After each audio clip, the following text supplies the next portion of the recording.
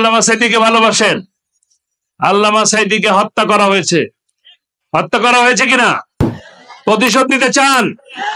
কারা কারা প্রতিশোধ নেবেন?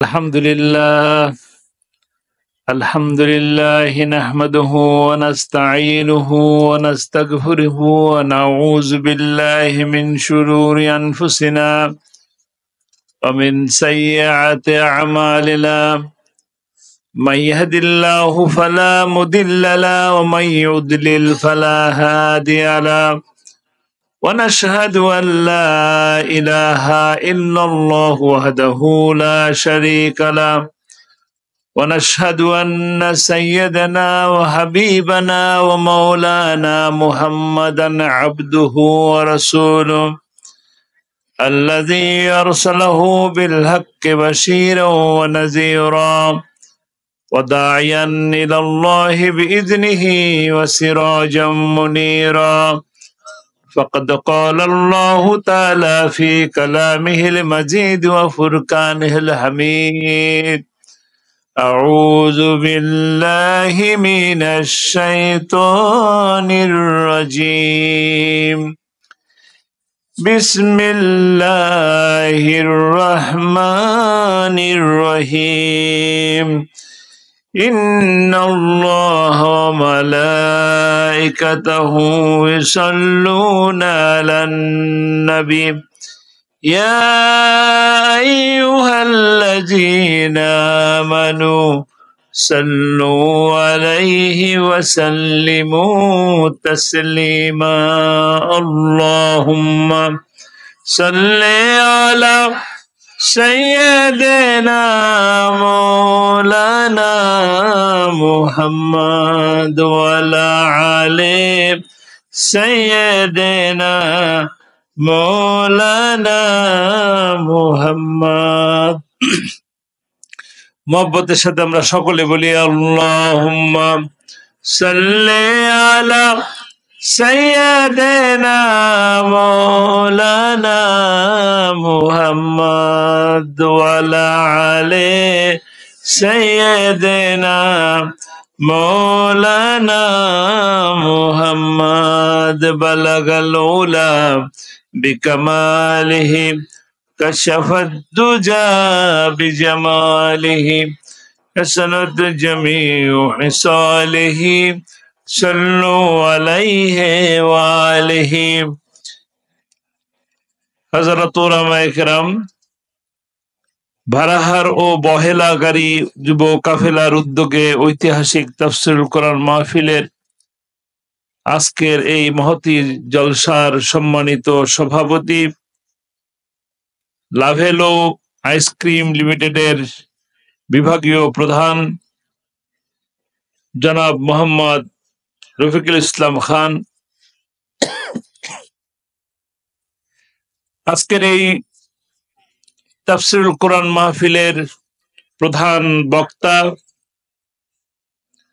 আন্তর্জাতিক খ্যাতি সম্পন্ন মুফাসসিরে কোরআন, মিডিয়া ব্যক্তিত্ব, যার আলোচনা এতক্ষণ আমরা খুব সুন্দরভাবে মনোযোগ সহকারে শুনছিলাম, আমাদের প্রিয় ভাই মাওলানা আল্লামা ফখরুদ্দীন আহমেদ হাফিজাহুল্লাহ,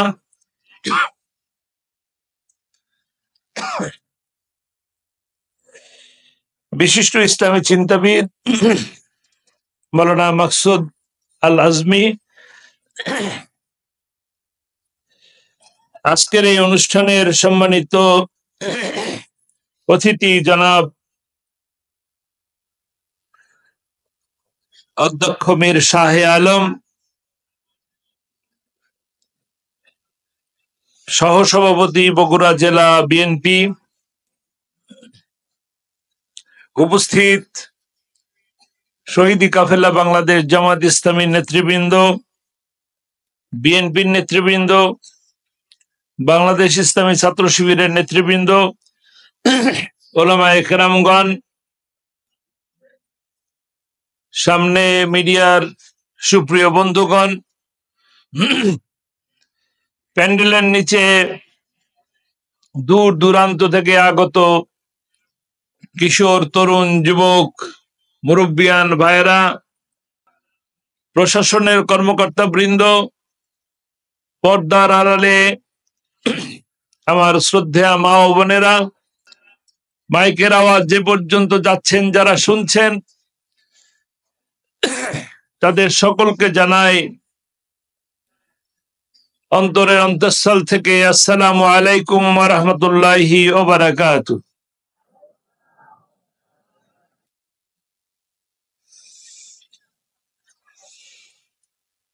সর্বপ্রথম মহান মনিবের দরবারে শুকরিয়া আদায় করি, আল্লাহ রাব্বুল আলামিন আমাদেরকে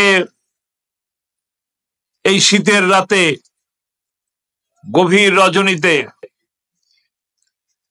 গ্রামের ভিতর এতগুলো হাজার হাজার মানুষের মাঝে একত্রিত হয়ে মহাগ্রন্থ আল কোরআনকে জানার, শোনার যে সুযোগ করে দিলেন, সেই আল্লাহ সুবহানাহু ওয়া তাআলার দরবারে শুকরিয়া আদায় করি। আমরা সকলে বলি আলহামদুলিল্লাহ, রব্বানা লাকাল হামদ হামদান কাসীরান তাইয়্যিবান মুবারাকান ফীহি।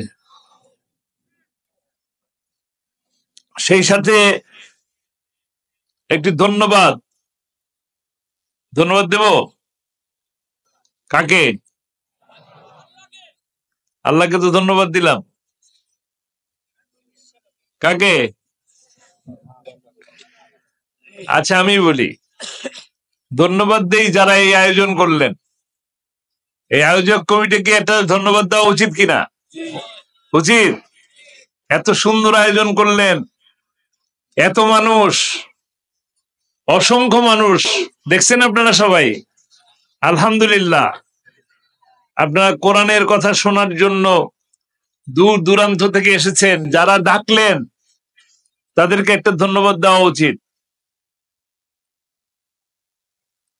ফারাহার ও বহেলাগাড়ি যুব কাফেলাকে আপনাদের সকলের পক্ষ থেকে এই যুব কাফেলাকে ধন্যবাদ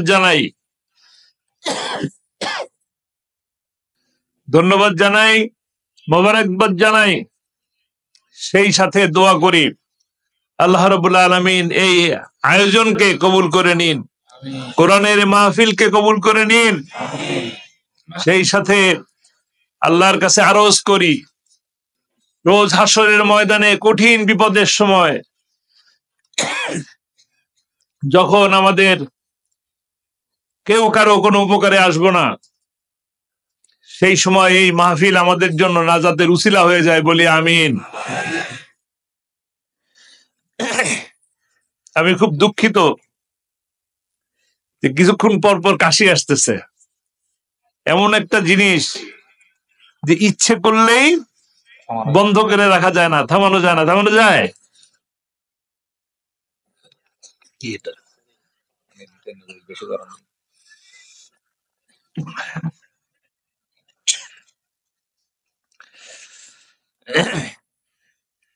আলহামদুলিল্লাহ, এই যে ছোট্ট ছোট্ট কাশি, এই কাশিতেও কষ্ট হয় কিনা? সর্দিতে কষ্ট হয়, কাশিতে কষ্ট হয়, বেশি বেশি কাশি আসলে বুক ব্যথা করে, এটাও কষ্ট হয়। তারপর আমাদের কি বলা উচিত? আলহামদুলিল্লাহ। সর্ব অবস্থায় যত বড় বিপদ আসুক, সর্ব অবস্থায় কি বলা উচিত? জেলে যাই, রিমান্ডে যাই, বিপদে পড়ি, অসুখে পড়ি, হাসপাতালের বিছানায় থাকি অথবা ঘরের বিছানায় থাকি, অসুস্থ থাকি, অ্যাক্সিডেন্ট করি, তারপরও কি আলহামদুলিল্লাহ। আলহামদুলিল্লাহ এই কারণে যে এর থেকেও বড় ঘটনা ঘটতে পারতো। দুর্ঘটনা বলেন আর বিপদ বলেন। আমি তো সামান্য কাশতেছি, এই কাশিতে কাশিতে এক সময় রক্ত চলে আসতে বিপদ কি বেশি, নাকি অল্প কাশলাম সেটা বিপদ কম? আলহামদুলিল্লাহ বলবো না? আলহামদুলিল্লাহ। আমরা জেলে গেছি, এখানে অসংখ্য মানুষ আছে জেলে গেছেন কিনা? জেলে গেছি। জেলে কষ্ট বেশি না গুম হয়ে যাওয়া কষ্ট বেশি? আল্লাহ আপনাকে ভালো রাখছেন কিনা? যে মানুষ একবেলা খেতে পারতেছেন না, আমরা যে 3 বেলাই খেতে পারতেছি, ভালো আছে কিনা? আলহামদুলিল্লাহ, আলহামদুলিল্লাহ। রাস্তা হেঁটে যাচ্ছি, অ্যাক্সিডেন্ট হয়ে গেল, একটা পা চলে গেল, 2টা তো আর যায় নাই, জীবন তো যায় নাই, আলহামদুলিল্লাহ বলবো কিনা? আলহামদুলিল্লাহ। বিপদ আসবে, ওই অবস্থা থেকেও আল্লাহর শুকরিয়া যদি আদায় করি, তবে আল্লাহ রাব্বুল আলামিন খুশি হন। খুশি হন কিনা? খুশি হন। এবং যিনি শুকরিয়া আদায় করেন, যিনি আল্লাহর এই বিপদের মধ্যেও আল্লাহ শুকরিয়া আদায় করেন, তার প্রতি আল্লাহরও বেশি খুশি হন। খুশি হয়ে নেয়ামত আরো বাড়ায় দেন। আমার আজকে ইনকাম হইল কত? 1000। আজকে আমার ইনকাম হলো 1000। আমি বললাম আলহামদুলিল্লাহ। আল্লাহ তাআলা আগামী দিন বাড়ায় 10,000 করে দিতে পারেন, 1 লাখ করে দিতে পারেন। 1000 দিলাম, 1000 হলো, লাভ করলাম, আল্লাহ শুকরিয়া আদায় করলাম না, কালকে তো পুঁজি সুদ্ধা চলে যেতে পারে, যেতে পারে কিনা? তাহলে ওই আল্লাহর আলহামদুলিল্লাহ বলবো না? ওই আল্লাহ ছাড়া কার শুকরিয়া আদায় করুন বলেন? যে আল্লাহ রাব্বুল আলামিন আমাদেরকে এত সুন্দর খাবার দিচ্ছেন, যে আল্লাহ রাব্বুল আলামিন আমাদেরকে এত সুন্দর 2টা চোখ দিচ্ছেন, যে চোখ দিয়ে এত সুন্দর পৃথিবীকে দেখতে পাচ্ছি, যে চোখ দুটি আছে বলে আপনি আপনার মাকে বাবাকে দেখতে পাচ্ছেন, আমরা দেখতে পাচ্ছি, আমরা দেখতে পাচ্ছি, আমাদের সন্তানদেরকে দেখতে পাচ্ছি। শুকরিয়া আদায় করবো না? আলহামদুলিল্লাহ। যে মানুষ অন্ধ, সে জানে দুনিয়াটা কেমন। লাইট অফ হয়ে যাক, অন্ধকার হয়ে যাবে দুনিয়া। দিনের আলো যেমন, রাতের অন্ধকারও তার কাছে তেমন। ঠিক ঠিক। আল্লাহ তাআলা আমাদেরকে যে সময়ে যে নেয়ামত দিচ্ছেন, আমরা সেই নেয়ামতকে স্বীকার করে নিয়ে বলি আলহামদুলিল্লাহ। মাত্র বলতেছিলেন কোরআনের পাখির কথা। কোরআনের পাখির কথা সব জায়গায় চলে আসে, কথায় কথায় চলে আসে। কোরআনের পাখির অপরাধ ছিল কোরআনের দাওয়াত দেওয়া। কোরআনের দাওয়াত দেওয়া ছাড়া তার কোনো অপরাধ ছিল? আর কোনো অপরাধ ছিল না। কিন্তু তিনি কোরআনের দাওয়াত দেওয়ার অপরাধে আপনাদের কাছে আর আসতে পারলেন না 13টা বছর। 13 বছর আপনারা তার কণ্ঠে কোরআনের তেলাওয়াত আর শুনেন নাই। শুনেছেন? শুনতে পারেন নাই। কিন্তু এই যে শীতের মধ্যে আপনারা জড়সড় হয়ে বসে আছেন, একসাথে অনেক মানুষ আছে বলে শীতটা আমরা টের পাচ্ছি না। আমাদের চারপাশ থেকে কাপড় দিয়ে আটকে দেওয়া হয়েছে, শীতের বাতাস কনকনে হাওয়া আসতেছে না।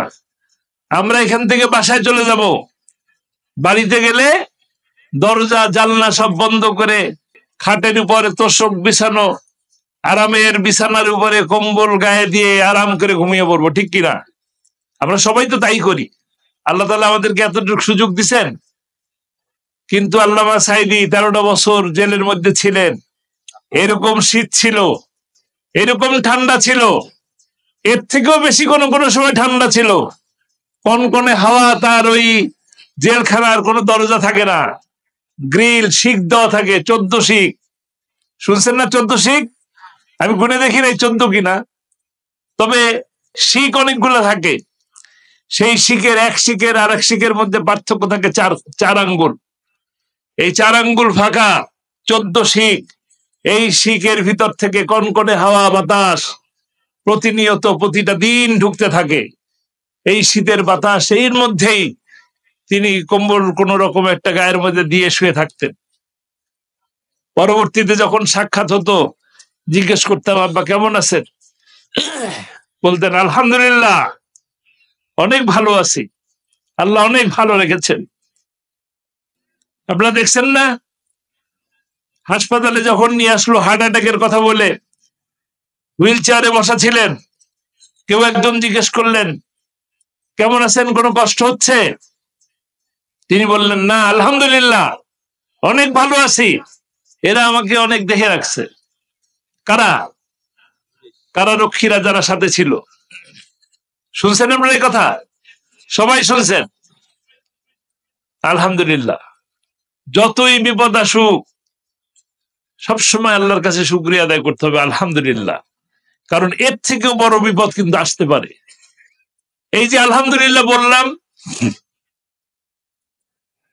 আল্লাহর শুকরিয়া আদায় করলাম, আল্লাহকে ডাকলাম, আল্লাহ আমার ডাকে সাড়া দিবে। আল্লাহ বলছেন, উদউনি আস্তাজিব লাকুম, আমাকে ডাকো। এই যে রাত গভীর হয়েছে, যত বেশি গভীর হবে আর আল্লাহকে যত বেশি ডাকবেন, আল্লাহ তত কাছে চলে আসবে। আপনার সেই সময় যদি চোখের পানি ফেলে আপনি আপনার যে কোনো অভাব, যে কোনো কষ্টের কথা আপনি আল্লাহর কাছে বলবেন। আরবিতে বলা জরুরি না, আল্লাহ আমাদের সকল প্রাণীর সকল ভাষা আল্লাহ জানেন। পৃথিবীর যত প্রাণী আছে, পাখি আছে, পশু আছে, সমস্ত ভাষা আল্লাহ জানেন। জানেন কিনা? আমাদের যে বাংলা ভাষা, আমরা চাইনিজ ভাষা বুঝি না, কিন্তু আল্লাহ বোঝেন। জাপানিজ ভাষা আমরা বুঝি না, আল্লাহ বোঝেন। কোরিয়ান ভাষা আমরা বুঝি না, আল্লাহ বোঝেন। বোঝেন কিনা? আপনি আপনার মনের আকুতি যা কিছু আছে সমস্ত কিছু আল্লাহর কাছে বলতে থাকেন। আল্লাহ দেওয়ার মালিক, সমস্ত কিছুর মালিক আল্লাহ। আল্লাহর কাছে যদি আমরা চাইতে পারি, এমন জিনিস নাই যে আল্লাহ দেওয়ার মতো না। আল্লাহ সব দিতে পারেন, শুধু চাওয়ার মতন বাকি। আমরা চাইতে জানি না, তাই পাই না। যিনি চাইতে জানেন তার কাছে আল্লাহ ঢেলে ঢেলে দেন। অনেক উদাহরণ আছে, যারা আল্লাহকে ভালোবাসেন তারা অনেক কিছু পান। আপনারা যে আল্লামা সাঈদীকে ভালোবাসেন, তিনি এই জীবনটা এইভাবেই যাপন করেছেন, আল্লাহ তার প্রতি খুশি হয়েছেন, এই কারণে আপনারা ভালোবাসেন। আপনারা কি আল্লামা সাঈদীর আত্মীয় হন? আছেন কেউ? কেউ একজন আছেন আত্মীয়? ভালোবাসেন কেন? আল্লাহর জন্য। তিনি কোরআনের দাওয়াত মানুষের কাছে পৌঁছে দিয়েছেন, কোরআনের কথা বলেছেন, কোরআনের দিকে আহ্বান করেছেন, আল্লাহ তাকে পছন্দ করেছেন। কারণ এর থেকে ভালো কাজ আর নাই।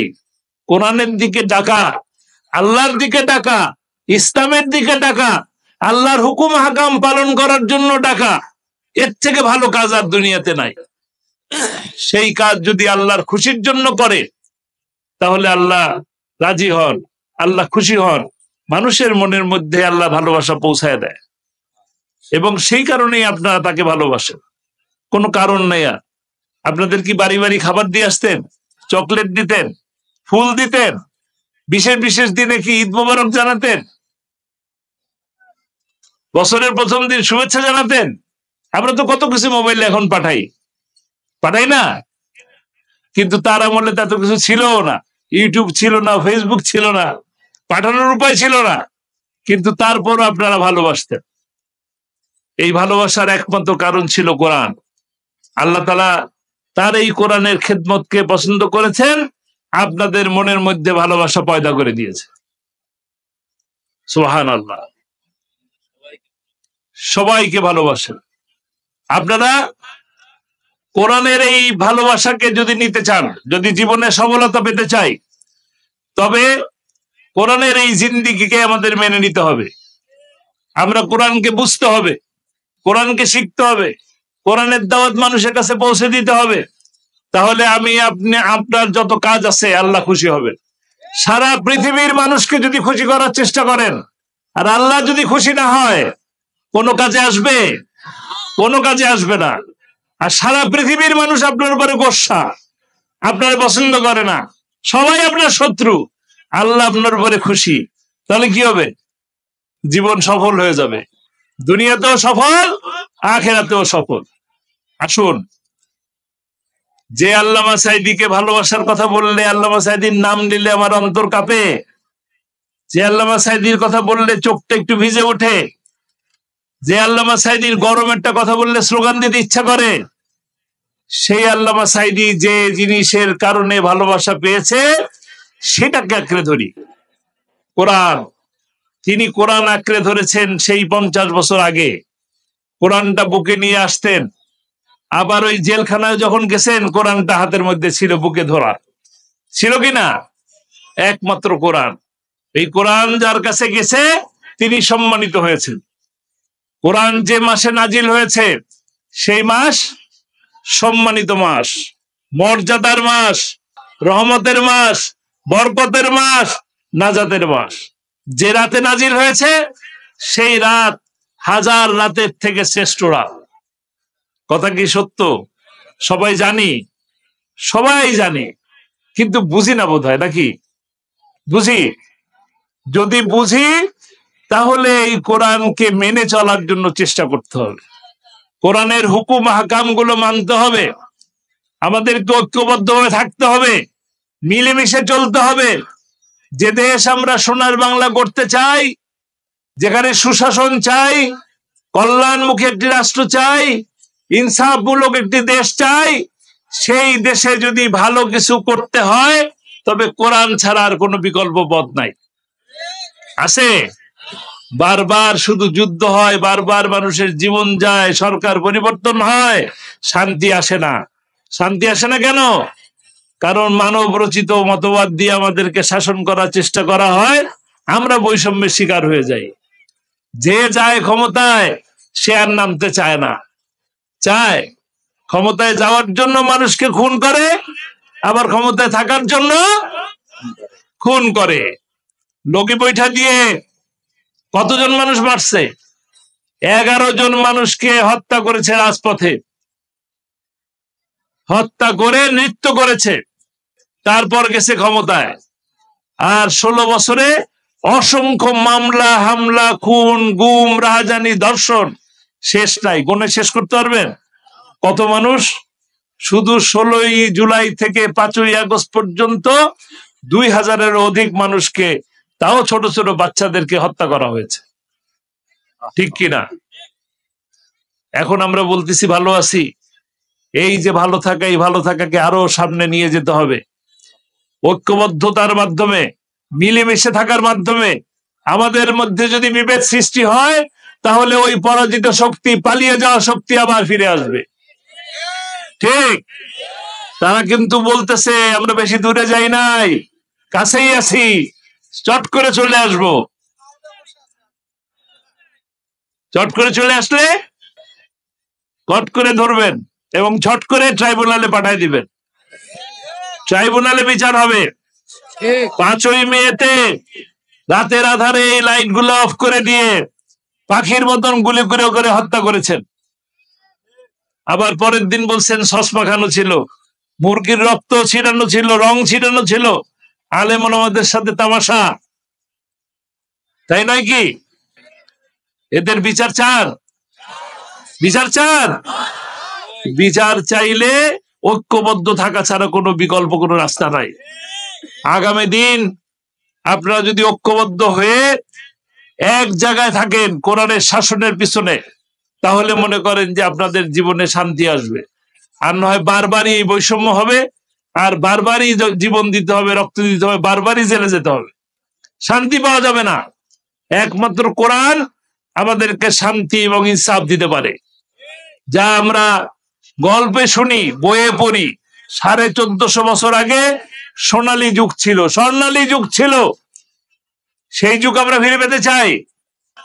মোদিরা সনদ বলে শাসন করছে, শুধু জেলে পাঠাইছে। ভুল ব্যাখ্যা হয়, চুরি করলে হাত কাটা যাবে। চুরি করলে হাত কাটা যাবে কাদের? যার পেট ভর্তি, যার চাকরি আছে, যার ইনকাম আছে, তার তো চুরি করার প্রয়োজন নাই। যদি তার পেটে ক্ষুধা থাকে, ইনকামের রাস্তা না থাকে, তাহলে সে চুরি করলে তার তো শাস্তি হবে না, এই শাস্তি। কিন্তু যারা দরবেশ সেজে থাকবেন আর কলমের খোঁচা দিয়ে 1000 কোটি টাকা নিয়ে যাবেন, তাদের কি হবে? তাদের হাত কাটা হবে।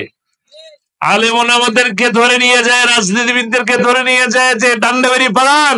আর চোরকে ডান্ডা বেরি পালানো হয় না, মেনে নিতে পারি না। চোর সে 10 টাকার চুরি হোক আর 1000 কোটি টাকার চুরি হোক, সে চোর। চোর সে চোর, তাকে চোরের মর্যাদা দেওয়া উচিত। মনে হয় যেন কোট প্যান্ট পরে টাই লাগায় অফিসে যাচ্ছে। মানতে পারি না। চোরের কোনো সম্মান দেওয়ার সুযোগ নাই, আছে? চোরের কোনো সম্মান নাই। চোর, তাকে চোরের মর্যাদাই দেওয়া উচিত, বাড়তি সম্মান দেওয়ার কোনো প্রয়োজন নাই। আমরা আহ্বান জানাবো, একজনে বলে দোতলার কথা বললে 4 তলায় উঠে কেন? ওরা তো 18 তলায় উঠানো দরকার। 1000 কোটি টাকা চুরি করেছে, আবার বলে দোতলায় কেন আর 4 তলায় কেন? হাঁটায় হাঁটায় উঠানো উচিত। এটাও একটা বিচার, এটাও একটা শাস্তি।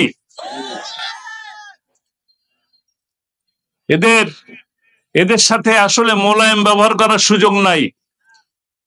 দেশের মা বোনদেরকে ধর্ষণ করে, বাংলাদেশ থেকে পালায় যায়, ভারতে যায়, একই কাজ করতেছে। 6 জন জেলে ঢুকে আছে ধর্ষণের অপরাধে। ধর্ষক লীগ, কোনো ক্ষমা নাই।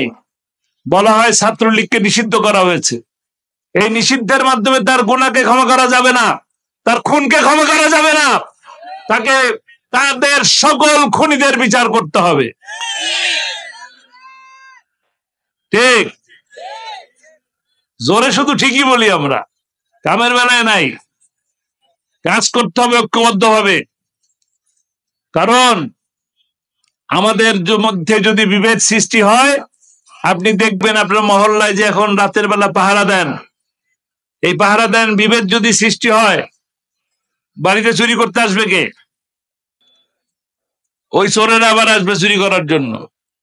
এই সুযোগ দেবেন আপনারা? দেওয়া ঠিক হবে না। কাজেই আপনাদের কাছে আমাদের আহ্বান থাকবে, চোর, দুর্নীতিবাজ, ধর্ষক, লুটেরা, এদের কোনো স্থান বাংলার মাটিতে দেওয়া যাবে না। কারণ ক্ষতি আপনার আমার। আজকে ছোট্ট একটা চেক দেন না ব্যাংকে, 1 লাখ টাকার চেক, পাস হইতে চায় না, টাকা দিতে চায় না, টাকা সব নাই হয়ে গেছে। বাংলাদেশ ব্যাংকের স্বর্ণ রিজার্ভ পিতল হয়ে গেছে, চুরি করে ফেলছে সব। শুনছেন না? কাজেই আপনাদেরকে এই অবস্থায় এই দেশকে সুন্দর একটি জায়গায় নিয়ে যাওয়ার জন্য আমাদের সকল দলকে, সকল মতকে, ওই চোরের দল ছাড়া বাকি সকলকে ঐক্যবদ্ধ হয়ে একটা প্ল্যাটফর্মে থেকে দেশকে সুন্দর করে গঠন করতে হবে। সোনার বাংলাদেশ গড়তে হবে। সোনার বাংলাদেশ গড়ার জন্য এই বৈষম্য বিরোধী ছাত্ররা যে জীবন দিল, যে আন্দোলন করলো, সেই আন্দোলনে যদি আমাদের এই বিভেদ থাকে, তাহলে আবার তারা এই সুযোগ নিবে, পরাজিত শক্তিরা। কাজেই আমাদেরকে এই সুযোগ দেওয়া চলবে না। আগামী যে সূর্য উঠবে ইনশাআল্লাহ, সেই সূর্য হবে আমাদের জন্য, মুসলমানের জন্য সূর্য, ইসলামের জন্য সূর্য। আগামী দিন যে পার্লামেন্ট হবে, সেই পার্লামেন্ট হবে কোরআনের জন্য পার্লামেন্ট।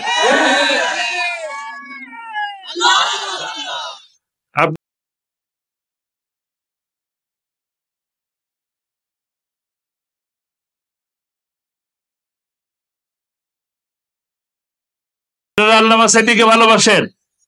আল্লামা সাঈদীকে হত্যা করা হয়েছে। হত্যা করা হয়েছে কিনা? প্রতিশোধ নিতে চান? কারা কারা প্রতিশোধ নেবেন?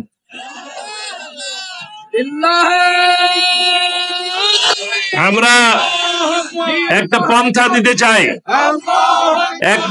দিতে চাই, প্রতিশোধ নেওয়ার পন্থা। তাকে হত্যা করা হয়েছে বলে আমি আরেকজন হত্যার হুকুম দিচ্ছি না। তার একটি স্বপ্ন ছিল, শেষ স্বপ্ন, তার জীবনের সবথেকে বড় স্বপ্ন। প্রতিটা মাহফিলের মধ্যে তিনি বলতেন, কোরআনের রাজ প্রতিষ্ঠা হয়েছে, এই দৃশ্য দেখে যেন আমার মৃত্যু হয়। শুনছেন আপনারা? কোরআনের রাজ আমরা প্রতিষ্ঠা করতে পেরেছি? কে করবে এখন? আমরা করব। আমরা করব, রাজি আছি? কারা কারা রাজি আছি? সবাই রাজি আছি? আলহামদুলিল্লাহ, আল্লাহ এই হাতকে কবুল করুন। কোরআনের রাজ প্রতিষ্ঠার যে শপথ দিলাম, আগামী দিন সেই কোরআনের রাজ প্রতিষ্ঠা করার জন্য আমাদের সকলকে, এই কয়জন মিলেই কি আমরা কোরআনের রাজ প্রতিষ্ঠা করতে পারবো? এই হাজার হাজার মানুষ নিয়ে? বাংলাদেশের মানুষ কতজন? 18 কোটি মানুষ। এই হাজার হাজার মানুষ দিয়ে তাহলে হবে না, আরো বেশি লাগবে, তাই না? এক একজন যদি আমরা আরো 20 জনকে কোরআনের দাওয়াত দেই, তবেই গিয়ে একটা সময় আসবে যখন গোটা বাংলাদেশ কোরআনের রাজ প্রতিষ্ঠার জন্য আমরা সবাই সচেষ্ট হয়ে গেলাম। সেই দিনই আল্লামা সাঈদী হত্যার প্রতিশোধ নেওয়া হবে ইনশাআল্লাহ। আল্লাহ আমাদেরকে কবুল করুন। এর মাধ্যমেই, কোরআনের রাজ প্রতিষ্ঠার মাধ্যমেই সকল হত্যার, সকল খুনের, গুমের আমরা প্রতিশোধ নেব ইনশাআল্লাহ। আল্লাহ তাআলা সেই তৌফিক আমাদেরকে দান করুন। ওমা তৌফিক ইল্লা বিল্লাহ। আসসালামু আলাইকুম ওয়া রাহমাতুল্লাহ।